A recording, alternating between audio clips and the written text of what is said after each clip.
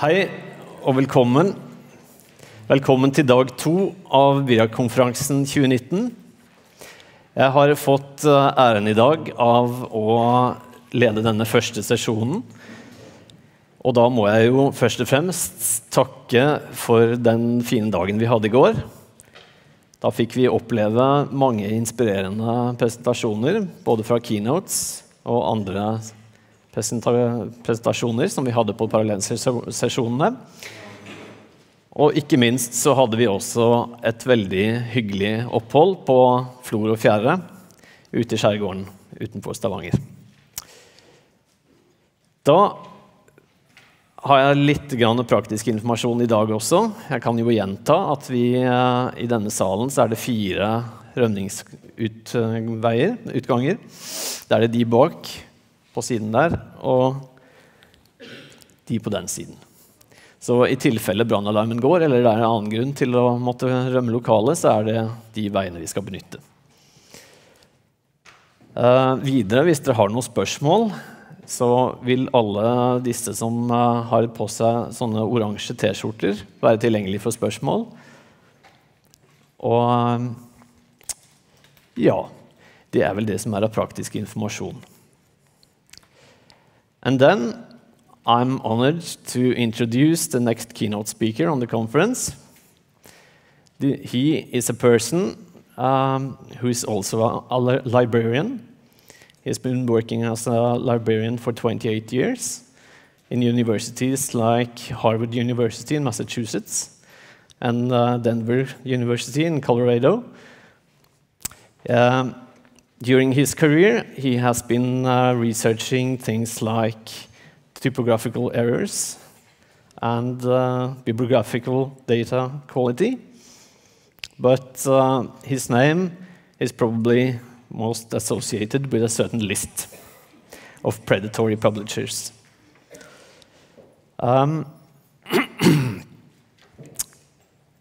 He is in Scandinavia for the first time. And he's going to have a speech for us now about the topic predatory journals and predatory publishers. So I bid you all give a warm welcome to Jeffrey Beall.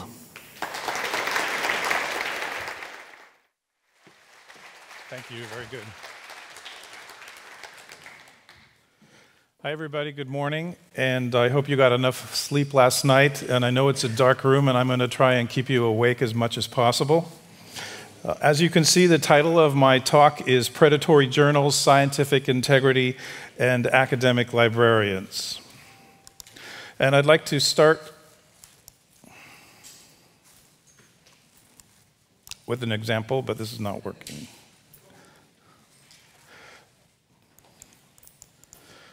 There it is, now it's working. I'd like to go ahead and start with an example, and this is a screenshot of a web page of a predatory journal. And as you can see, the title is International Journal of Advanced Research in Science, Engineering, and Technology. And I want to point out some of the characteristics of this journal that make me think that it's a predatory journal. And first, if you look at the journal's title, you see that it has a very broad scope. It includes science, engineering, and technology. And this is because the publisher wants to make as much money as possible. This is an open access journal that uses the author pays model. So they want to make as many papers as possible fall into the scope or the focus of the journal. And so this one basically includes pretty much everything except arts and humanities. We also see a prominent display of the ISSN number. In many countries, especially in Asia, people believe that if a journal has an ISSN, that it's a legitimate journal or it's approved by the government. But this is not true, and so many predatory journals have the ISSN in large numbers and always at the top of the web page. Also, in bright colors, we see an impact factor, and the impact factor says 5.474. I've been following this journal for 5 years, and every year the impact factor increases by 1. So it started off at 1 point something, and now it's up to 5.4. And I think probably by next year it'll be 6 something. But most importantly, this impact factor is completely fake. As you know, the legitimate impact factors come in a product called Journal Citation Reports from Clarivate Analytics. And many people need to publish in impact factor journals to get academic credit or to get credit towards a degree such as a PhD degree. So the predatory journals, almost all of them now have fake impact factors to try and entice people to submit their manuscripts to it. But perhaps what's most telling about this journal that makes it a predatory journal is some information that appears on the left under the section that is called Recent News. And I want to expand that on the next slide. It says, Call for Papers, Volume 6, Issue 6, June 2019, this month. Paper submission, 25th June 2019. Author notification within 5 days, and journal publication 30th June 2019. So this is the sign of a predatory publisher, predatory journal. It's obvious that they're not doing any real peer review. You just pay the money, submit the manuscript, and it gets published almost immediately. So anybody in the world, anybody in this room could submit a paper to this journal and have it published by the end of the month, but please don't do that. Throughout the time I was publishing my list and doing research on predatory journals and predatory publishers, people often accused me of making the issue bigger than it really was. They said that predatory journals were not really a problem, that it was just my imagination, and that it was really a small problem, and that everybody could easily tell which were the predatory journals and could avoid them, so that I was making too big a deal of it. But I think that they are a very serious problem. And this article was published this year. Its title is Predatory Journals, an Ethical Crisis in Publishing. So this is not me saying it's a crisis. This is an editor. This is actually an editorial, not an article. An editor of a medical journal saying that predatory journals are an ethical crisis. And I think the problem continues to grow and is getting bigger, and it is indeed a crisis. And I do want to note that this is a medical journal, aesthetic surgery journal is what it's called. And I think that, while predatory journals haven't been such a big problem in the field of library and information science, in the biomedical sciences is where they're a super big problem. And that's because many medical researchers have research grants, and they can use the money from the grants to pay the publication fees to the open access journals. And the predatory publishers know this. They know that medical researchers have money to pay fees, so they target them perhaps more than in other fields. I'm also fascinated by the fact that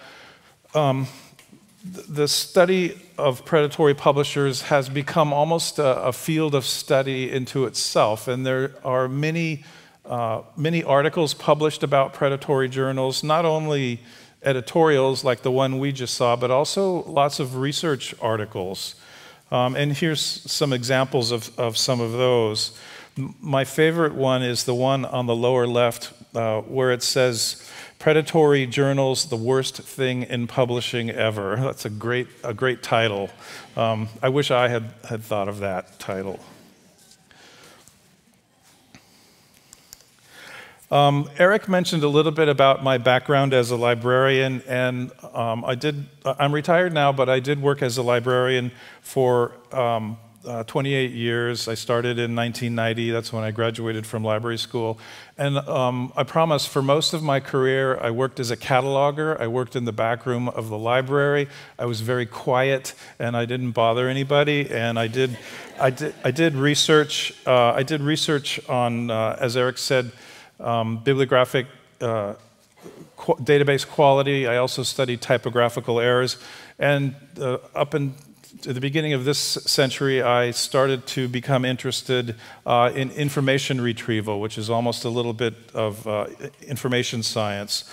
And so I had this article published in a library science journal, not a predatory journal, The Weaknesses of Full-Text Searching, and I looked at the problems that homonyms and synonyms cause in information retrieval in library databases.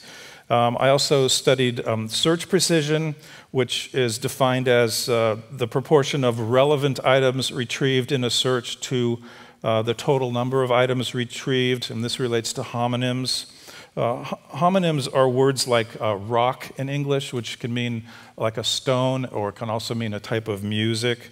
And then synonyms, as you know, are two words that mean the same thing, like northern lights and aurora borealis. And synonyms create a problem of recall. And recall is the number of relevant items retrieved, the proportion of relevant items retrieved to the number of relevant items that exist in the database. So I quietly studied those things and did a little bit of research on that. And of course, query expansion is when the computer tries to solve the synonym problem. For example, in British English and American English, we spell the word labor differently. And if you search it in one spelling, the system will automatically do a search in the background for the other spelling and then combine the results, and that's query expansion. So that's what I quietly did most of my career. If you talk to researchers today, researchers who publish in journals, especially medical journals, they will tell you that one of the most annoying parts of predatory publishers is the spam problem. They receive lots and lots of spam, and they write about the spam in the editorials in their journals, and they talk about it. So this is an example of a screenshot of part of an email spam that I actually received myself, and I'm not qualified to publish in the field of pharmacy, but they sent it to me anyway. And this is the IOSR Journal of Pharmacy, and then they have their long abbreviation for the journal title. IOSR means International Organization of Scientific Research. And it's probably not really an organization. I think it's probably just one man who operates the publisher out of his house. I think he has 12 different journals, all in the biomedical sciences. And here's a picture of the part of the web page of this journal, the IOSR Journal of Pharmacy. Note that it has an impact factor of 1.448. Now this slide is from about 2 years ago, I think, and I'm going to show you an updated slide. One of the things that I notice is at the top, under the journal title, it says, the Unit of International Organization of Scientific Research, and that's incorrect English. First of all, I wouldn't call it a unit. It's just, take my word for it, it's bad English. I think that the pictures that they use to illustrate the website are probably lifted from other websites. So again, it says it's a highly indexed journal and a peer-reviewed journal, but I doubt that. And at the top, again, there's the prominent display of the ISSN. But here, from 2 years ago, the impact factor was 1.448, and again, this is a completely fake, made-up impact factor. It's a lie. The journal does not really have an official impact factor. So now here's what the web page looks like now. And we see that the impact factor has gone up to 5.448, I think it says. They've changed some of the pictures, but from 2 years ago to now, it's clear that the journal it still exists. They're competing heavily with other journals, so they have to raise their fake impact factor to try and attract more articles. This is a review of the current publishing models for scholarly journals, and I'm sure most of you already know all of these. You're familiar with the traditional model, which is also called the subscription model. The model can be in print or online or both. Another model is called hybrid open access, and this is based on the traditional model in which authors are given an option to make their articles open access by paying a fee. It's usually pretty expensive, like around $3,000. There's another model called platinum open access, and in this model, the papers are all published open access, but there's no charges. It's free to the reader because it's open access, and it's also free to the author. And usually, platinum open access journals are subsidized by a university, a foundation, or some type of organization, and they pay all the costs, and they don't charge the authors. Another model is called delayed open access, and these are subscription journals that make the content open access after times, like maybe after a year or so. And finally, and most important for my talk today, is gold open access. And in gold open access, the content is free to the readers, but the authors pay a fee, sometimes called the article processing charge. And in gold open access, the publishing costs are financed by fees charged to the authors, as I just said. Usually you get an invoice when the paper is accepted. The customers are the authors, and this is a big change in scholarly publishing, because for most of the history of libraries, the libraries paid the costs of the journals and then made the journals available to their readers. But with gold open access, the customers are not the libraries, the customers are the authors who publish the articles. In gold open access, there's a low barrier to startup, and by this I mean that if you want to start a gold open access publishing operation, the costs are very low. You just need a website, some graphics, and an email address, and you're in business. Immediate revenue generation means as soon as you start your business, the money immediately starts coming in. There's a low overhead. That means to continue the business, there's not very much, the costs again are low. And it's a proven business model, and it's very easy to copy. You can copy the look and feel of other publishers' websites. You can copy some of their text.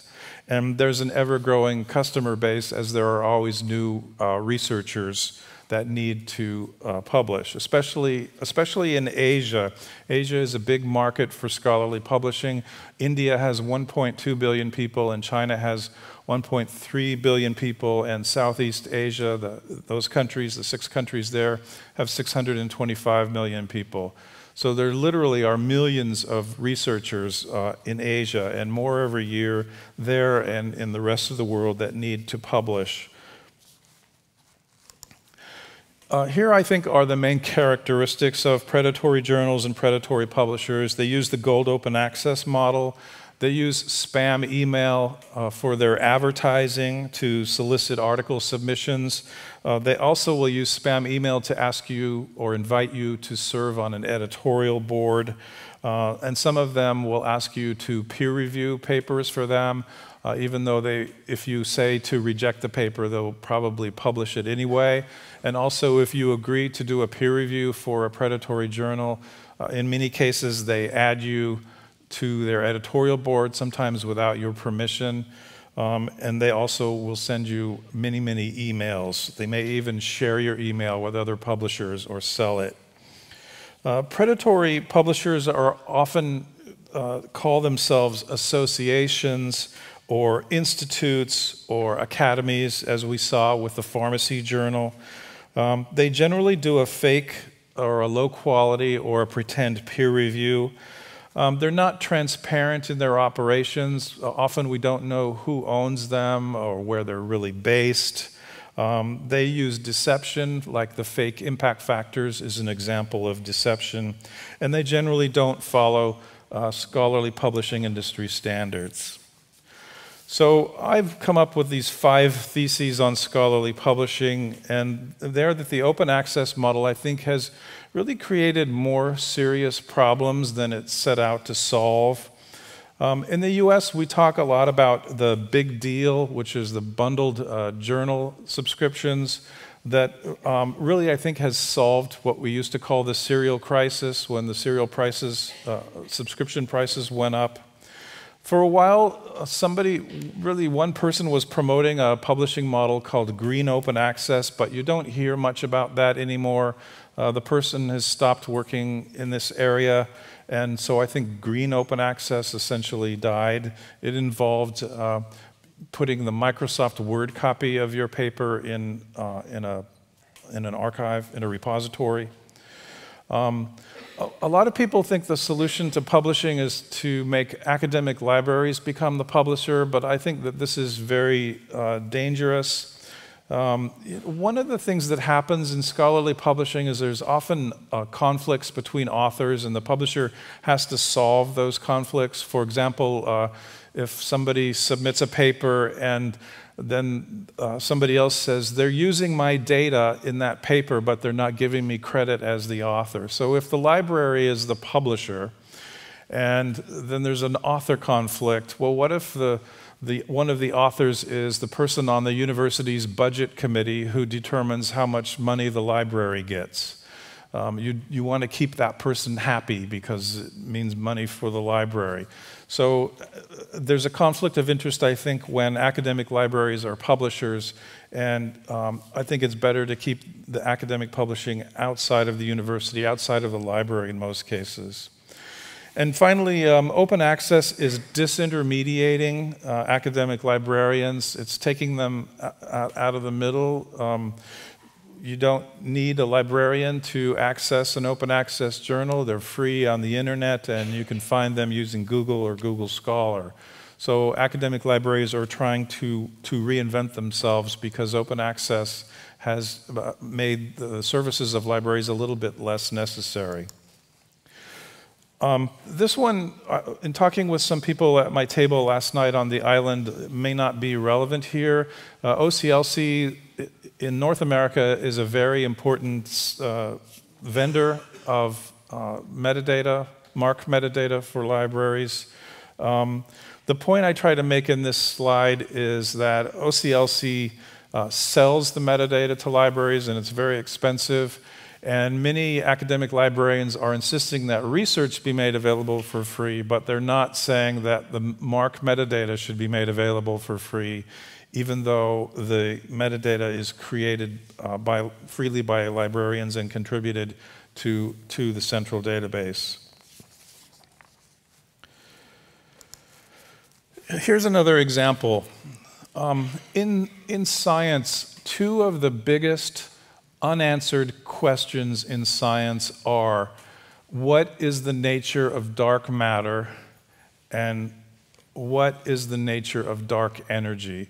Many researchers in astronomy and cosmology are studying these questions. They're trying to find the answer, but there's no scientific consensus about the answers to those two questions, except in the world of predatory journals where the questions have been answered many times. And this is one example of that. This is a screenshot of one article in a journal called the Journal of Modern Physics, and it's from a publisher called Scientific Research Publishing. This publisher is based in China. It has hundreds of journals, both in English and Chinese.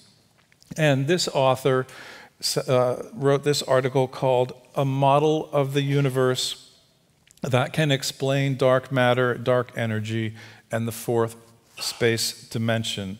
No legitimate physics or cosmology journal would accept such an article. And this author, who's actually from Colorado, the same state I'm from, he's a retired engineer. His name is at the bottom there, right here. He's not the only person I've seen who has written articles trying to answer the question about the nature of dark energy and dark matter. There are others as well. Especially in physics, it seems to attract a lot of people who write articles correcting Einstein, articles that no legitimate journal would dare publish. So one problem with articles like that, they're pseudo-science, yet they're indexed in Google Scholar. And this is a contamination of the database. It's a pseudo-scientific article that's included in Google Scholar. So I think that Google Scholar is the world's largest and most used academic index. And this shows that, at least in some cases, it includes articles that really should not be indexed in it, including this pseudoscience article. And that's dangerous for students, I think. If they do a search and find this article among the search results, they might think that it's a legitimate article when it's not. Because they're students, they lack the experience and the knowledge to be able to separate out the authentic articles, the authentic science from the pseudoscience. So for 5 years, I published a blog. It was called Scholarly Open Access. As you can see, it had a list of publishers and a list of standalone journals. There are many mega journals that are predatory journals. They are just one journal on the internet. They don't have a publisher or a named publisher, although many of them are probably from the same publisher, but they don't give a publisher name. So I operated the list for 5 years. I also wrote commentary 2 times a week about the predatory journals, which was always fun to write about. Many people ask me about the history of predatory publishers. I first started to notice them in 2008 and 2009 when I was doing my own research in library and information science. And this is an email I received. It says Thursday, November 12th, 2009. So it's almost 10 years ago. So this is like a historical document for predatory publishers. And they were inviting submissions for the very first issue, Volume 1, Number 1 of the International Journal of Library and Information Science. And I remember when I got this, I thought, we don't need another journal in library science. There's already plenty of journals. And I looked at their website, and it was filled with grammatical errors. And that was one of the first times I was exposed to the idea of authors having to pay to publish, which seemed strange to me at the time. Here's another publisher. It's called Austin Publishing, and I already talked about how predatory publishers focus a lot on the biomedical sciences. There are also many engineering predatory journals, and there are also many business journals that are predatory. Pretty much every university has a school of business, especially in the United States, where business is a very popular topic. But anyway, back to this one. It's Austin Publishing. If you look at the website, they claim to be based in New Jersey in the United States, but it's really based in India. And many predatory publishers that are based in South Asia or in Africa will say that they're really based in New York or London or someplace like that, or Europe. And this, I'm sorry for the pictures, but what this publisher tries to do, their trick is they use these strong pictures to try and make themselves look like a legitimate medical publisher, thinking that only a true medical publisher would use such pictures. Now, this publisher has a couple hundred medical journals, pretty much one for every medical specialty. And it's been very successful at tricking doctors, medical researchers, into submitting their manuscripts. And some of them have, when they realize that they've been tricked by the publisher, they'll send me an email and ask for help in getting the paper back out. Once you submit a paper to a predatory publisher, they often publish it very quickly, even before they get the money, because they know that once it's published in their journal, you can't publish it in another journal because that counts as a duplicate submission or self-plagiarism. So they're often very, very quick to publish them. even again without the money. And then they'll send you an invoice. And if you ask them to remove the paper, some of them will say, we'll be happy to remove the paper, but you have to pay us a fee. So you either pay to publish it or you pay to remove it. Medical researchers are often very busy. They work in the clinic. Sometimes they teach, and then they also do research. And I think that's why so many medical researchers have been victimized by predatory publishers, just because they're so busy. So predatory publishers, I think, are damaging science and scientific communication. I believe that they have increased research misconduct such as plagiarism, because many of them do not check for plagiarism before they publish articles. As we saw, the pseudo-science that they publish is indexed in Google. They threaten demarcation. Demarcation is the division between science and pseudoscience, and the purpose of peer review is to enforce that line. For an example of the difference between science and pseudoscience, we know that astrology is a pseudoscience, but astronomy is an authentic science. They also threaten the cumulative nature of research. New research builds on research that's already recorded in published journals and books. And when the published research knowledge includes pseudoscience published in predatory journals, they threaten the cumulative nature of the research. They feed bogus research to society institutions that depend on authentic science. For example, journalists often report on new research, and some have actually reported on bogus research in predatory journals. And courts, legal cases might use research. And also, we know that doctors use research to make treatment decisions in the clinic. They are also polluting taxonomy, which is the science of giving names to animal and plant species, a science that was developed in Scandinavia. It's done using journals generally, and so people are writing articles naming species after themselves,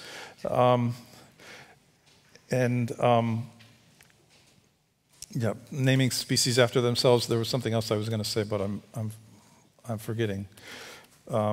Anyway, they also sponsor bogus scholarly conferences, and I'll have an example of that on a later slide. And this has become a really big business, and a lot of journalists have done research on predatory conferences or bogus scholarly conferences. The Germans, for example, wrote a bogus paper and submitted it to a predatory conference, and it was accepted, and then the person went and read the paper, and it was complete nonsense, and they had cameras there filming it all. Predatory conferences are becoming a big problem. Pharmaceutical entrepreneurs are creating medicines and then writing articles in predatory journals that say the medicine works well. And author fees may prevent some authors from being able to publish their work, especially in middle-income countries where there's no waivers and few grants for publishing, or for unaffiliated researchers like retired faculty like me. So this is an example of something I just mentioned. This is an article showing how good this medicine works. The name of the medicine is in the middle there. It's GCMAF. It was sold in Europe for a time. It's never been approved by a government. They say that it cures many diseases. This article was published in the American Journal of Immunology from Science Publications. Whenever you see a journal that says American Journal of, you can be pretty sure it's not from America if it's a predatory journal. And in fact, this one I think is from India or Pakistan. They don't really, I haven't been able to determine where this is from. Anyway, this drug is being sold over the internet in New Zealand right now. It was being sold out of the Channel Islands between England and France, but they managed to shut them down. And it was like 600 euros for a small amount of the medicine, and it's supposed to cure cancer and HIV and everything else, but it's completely bogus, and I think it's just a money-making scheme on the part of the researchers. And to be honest, they did also publish one article in an Elsevier journal, a traditional publication. So, but this is, I think this is very dangerous. And here's the example I mentioned of a predatory conference. And there's a predatory publisher called OMICS International. It's based in India, and it's one of the very worst predatory publishers. And they also have a conference organizing section or brand, and it's where is it? It's right up here. It's called conferenceseries.com. So if you ever see that, be very, very suspicious. And so this conference is called Palliative Care and Gerontology. And in English, palliative care really should be 2 words, and I think that is also true in the Norwegian language. So they've made a big mistake here. And where is this conference being held? Let's see, it's in Oslo, Norway, in June. So later this month, there's a predatory conference in the capital. Please do not attend this conference. It's completely bogus, and I wish that it was not being held here, but it is. And they're probably organizing other conferences as well in this country. So please, if any of your patrons at the library are medical researchers, I would advise them not to attend any of these conferences. And people have attended these conferences from conferenceseries.com and written blog posts and commentary about them, and the reports are almost universal that it's a completely fake conference. It's just people get up and read their papers and 20 minutes each, and they're done, and you get a certificate. And in some conferences, every paper wins the best paper award.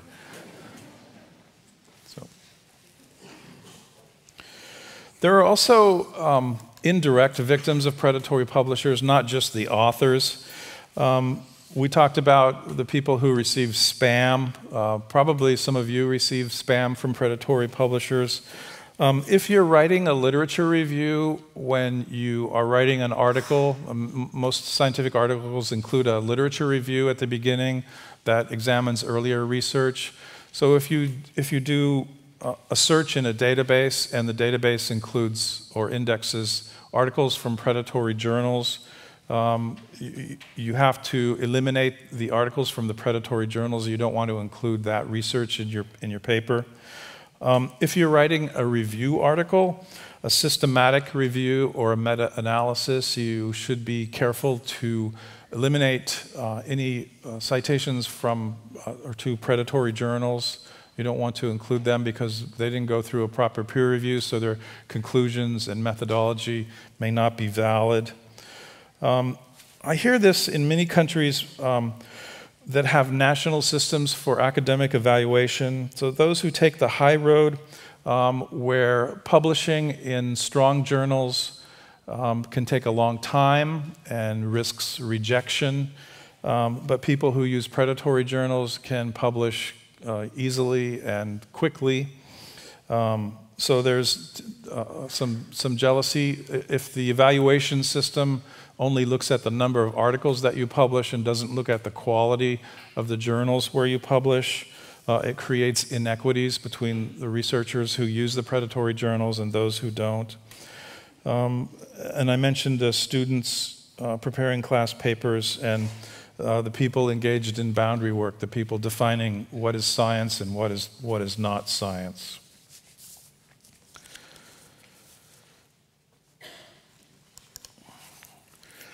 There are companies now that are creating fake impact factors and selling those to the predatory publishers, and I have the logos for some of these here. The one on the top is the JIF, which is the Journal Impact Factor, and the one on the bottom is GIF, the Global Impact Factor. The one in the middle there, I think, is more dangerous. It's International Scientific Indexing, or ISI, which was the original name of the organization that supplied the impact factor before Thomson Reuters. It went from ISI to Thomson Reuters, and now it's Clarivate Analytics. And on the right is a screenshot, an old one, from a predatory journal, the International Journal of Innovative Technology and Research. And I use this example because they did such a bad job with their fake impact factor. As you can see there, it's 1.3064 in red. That's too many digits to the right of the decimal. A legitimate impact factor just has 3 numbers there. This one has 4, so it was really easy to tell that is completely fake. Notice also in that spam email there that they use a Gmail email address at the bottom, and that's also a clue that it might be a predatory journal. Another related problem, but a little bit different than predatory journals, is hijacked journals. And with hijacked journals, what happens is they will copy the website of a legitimate journal. In this case, it's a French journal about animal feed, fourrage. And then they send out spam soliciting manuscripts, and authors think that they're receiving an invitation to publish in a legitimate journal, so they send in a manuscript, and it's quickly accepted. And the authors think that they have published in a legitimate journal, when in fact it's like a duplicate fake copy of the journal. And there have been many victims of these, especially in the Middle East is where they send out most of the spam emails, I think. Usually the journals that they copy are, again, respected journals, journals with real impact factors. I don't know who's doing this. I had a list of them on my blog, and I had about 100 hijacked journals listed. And it was very frustrating for the editors and owners of legitimate journals. People thought that they had published in their journals, and there was one in South Africa that I communicated with where they hired a lawyer to get the website shut down of the journal that had copied, the website that had copied their journal.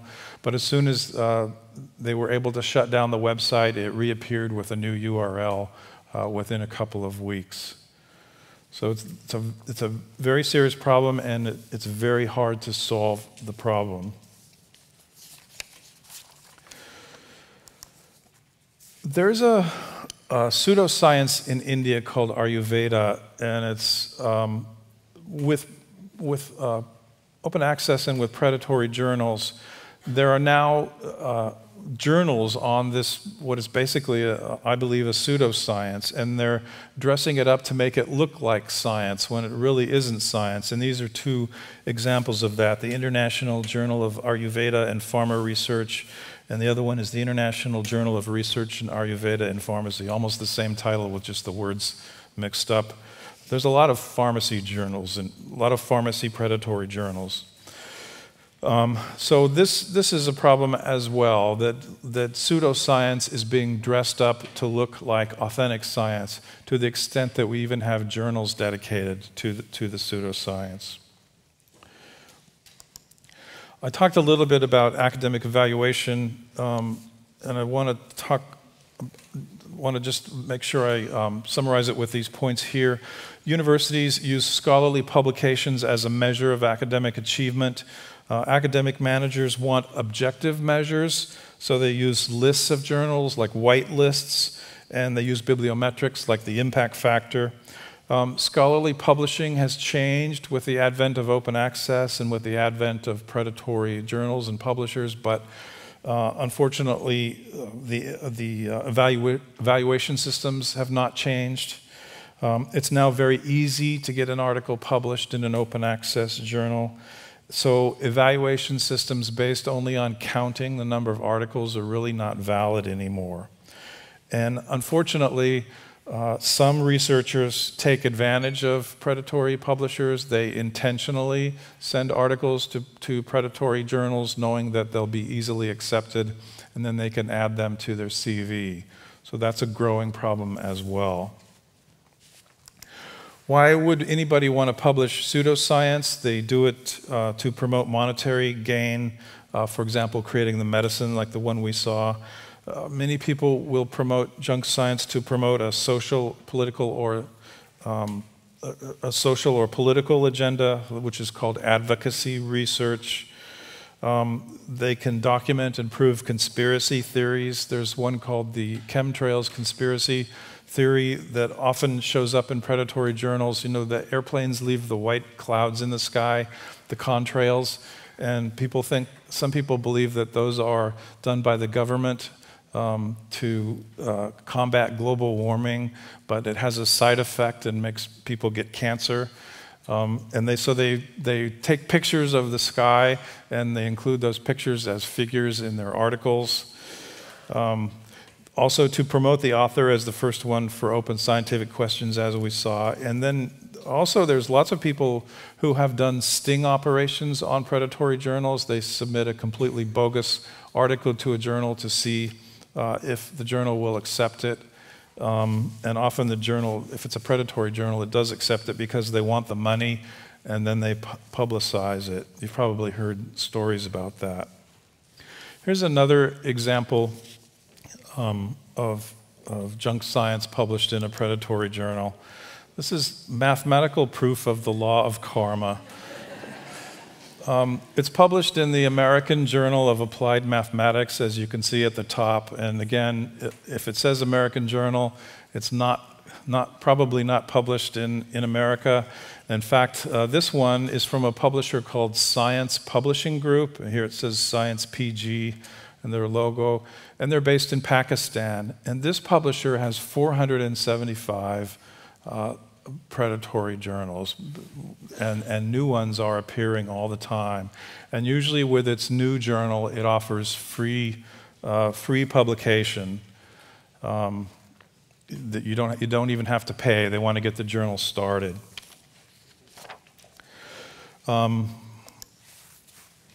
So finishing up here, the United States government is actually the first government I know of that took action against a predatory publisher, against OMICS Group, or I call it OMICS International, which is its new name, and they actually won.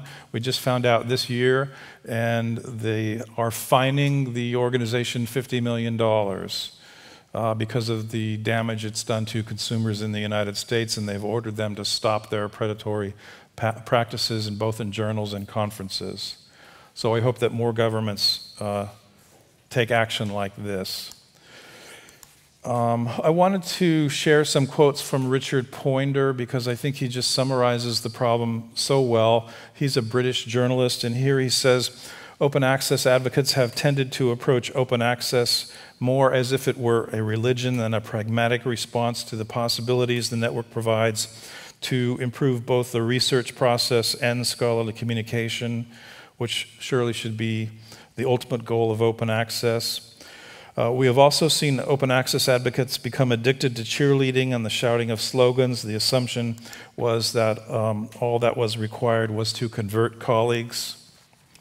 And he also says, I've also been surprised at how disconnected open access advocates are from the views of the wider research community, a tendency exacerbated by their habit of gathering together in their echo chamber of choice, conference hall, social media, etc., where their beliefs, prejudices, and misconceptions are reinforced rather than subjected to a reality check. All of which is to say that I have been surprised at how open access has been treated as a cause rather than a solution. And despite what open access advocates like to claim, the movement is not by nature democratic but evangelical. There's a famous anthropologist in the United States called Napoleon Chagnon, and he, in the 1960s, he lived with an uncontacted Indian tribe, the Yanomamo in Venezuela. And at the time, it was believed that because these Indians had no contact with Western civilization, that they would be peaceful and kind. They would be noble savages, which is the title of his book. But he went there and he lived with them for many years, and he discovered that exactly the opposite was true, that they were actually very violent people. And he also found that the more violent they were, the more successful they were at reproducing, at having children. But then he was attacked by that, and he concluded in his book that anthropology has become more like a religion where major truths are established by faith, not by facts. And I worry that sometimes with open access, the same is true. It's kind of like a religion, and not enough attention is being paid to the problems with it. So just two more slides. I like to include this quotation from a Swedish philosopher of science, and he says, "Since science is our most valuable source of knowledge in a wide variety of areas, we need to distinguish scientific knowledge from its lookalikes." And I think that predatory journals are not doing that. So in conclusion, I do want to say that not all open access journals are predatory. There are many good, strong open access journals. However, the author pays model is a major cultural change in scholarly publishing that has led to the creation of many scams. We have abandoned selectivity in scholarly publishing. Predatory publishers are corrupting scientific integrity and scholarly communication and are harming science. And scholarly authors are now the consumers of publishing services, but there's really no organization that looks out for their interests as consumers. So thank you very much for inviting me to come here. Thank you.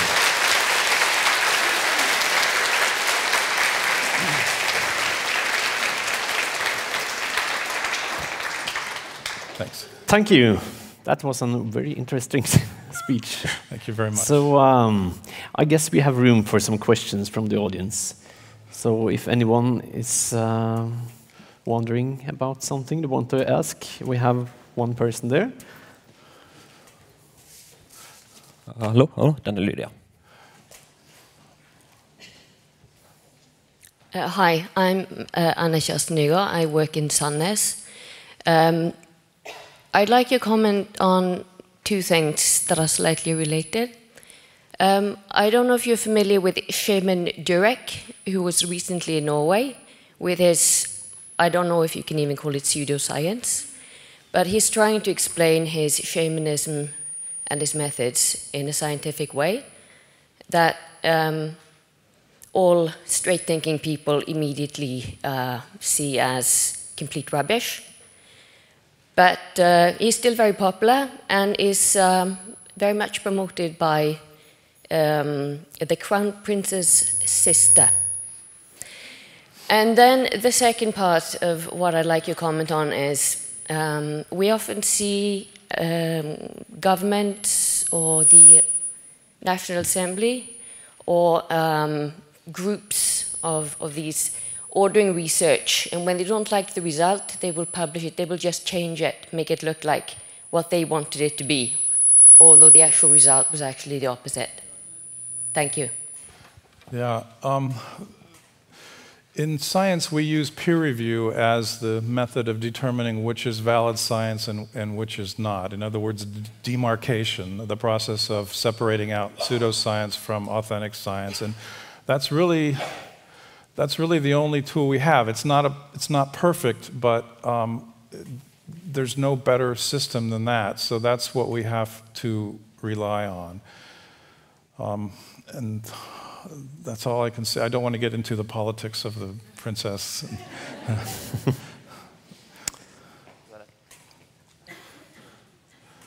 I agree with some of the things you have said, that open access started, you might say, as a political, even revolutionary movement. But in my opinion, it has turned into a highly pragmatic movement, including the old traditional publishing houses. And I think it's a strong statement when you say that open access has created more problems than it has solved. So what is your alternative when you reject gold open access, and you even reject platinum open access, you have to go back to the old subscription model, which was surely undemocratic, which was not sustainable economically, and also didn't guarantee against fraud either. And there has been some results saying that the quality in open access publications is not lower than in the traditional subscription models. Yeah. Regarding Platinum Open Access, I didn't mean to give the impression that I was against that. I'm not against that. I think it's a good alternative to Gold Open Access, and I wish that we could convert more Gold Open Access journals to Platinum Open Access.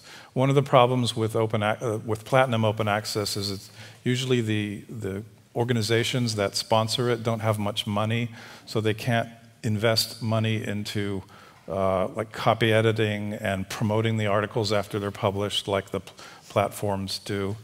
One of the big advantages of the traditional model, and the traditional model continues, it is sustainable. I think there's always going to be a mix of open access and subscription journals now. But one of the big advantages of that model was the validation feature that it includes. You know, if a subscription journal starts publishing low-quality science, libraries will cancel their subscriptions because they don't want to pay for junk. And then the journal, if it continues to do that, many libraries will cancel their subscriptions and the journal will go out of business. So it has that built-in validation feature. And also, in the print world at least, there was limited space. So journals could only publish each month or each quarter the top articles that they received, the very best ones, and that also had an impact of increasing the quality of the published work, but that's lost in open access because they don't have to worry about space. They can publish 100 articles every month. So a good question, and I think we'll continue to have both models for a long time. Someone in behind.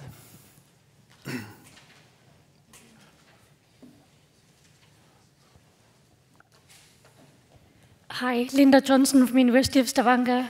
Thank you for a really interesting speech. You've taken us out of our echo chamber.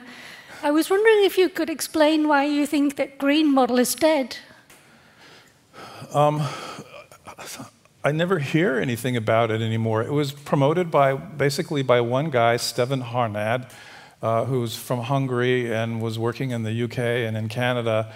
And he was trying to promote green open access as a transition model to get from the traditional model to make universal open access. And he basically abandoned his work in open access, and I never hear anything about it anymore. And also, you know, with green open access, you had to follow lots of rules. There was an embargo. The journal had to agree to green open access. You had to upload the Word document in the repository. And people didn't do it. I did it a few times to see what it was like, and very few people read my articles in the repository. And a lot of authors, once they publish in the journal, for them that's the end. They don't want to do the extra work to put their postprints in the open access repository. So I think it was an interesting idea, but it didn't work. And maybe if you know some examples where it's still working, I'd like to hear about that. But from what I know, it basically is a thing of the past. I don't know how much you know about Plan S in Europe, but Plan S also embraces green open access as part of the solution. So that's why I wondered. That's all. Thanks. Okay, I think we have room for one more question. We have one in the front. Yeah, thank you, Tone Gadmar from the Science Library, University of Oslo. I can very much verify that the green archiving, institutional archiving, is very, very much alive. About 90% of our articles now are available or published in in our local repository as postprints. And of course, the Sherpa Romeo is a portal where you can check and verify what your journal allows you to do. But also, I would like to comment that preprint archives have become, in the later 3 or 4 or 5 years, maybe swung up as a very important additional channel. People actively put out preprint to get comments, to get additional discourse around their paper in increasing to the peer review and the later publication. And I think it's something that we should welcome, because it increases the interaction with and the quality control of the extended peer review concept. Yes, thank you for your comment, which I think is an excellent comment, especially about preprints. The only problem with preprints is it doesn't incorporate peer review, and it can include the people like I showed you that think that they've solved the nature of dark matter and dark energy, and they can include articles like that in preprint servers as well, which kind of pollute those databases as well. But thank you also for your comments on green open access. I guess I need to look into that a little bit more. My perspective is from North America. I think it's less popular there than perhaps it is here. Okay, I think we're done. Great, thank you again. And I have a small token here for you. It's a locally produced chocolate. Oh, cool. Excellent. Apparently, it had the tastes of it's the same taste that you experience when you see the fjords. But super. Thank you very much. You never know. All right.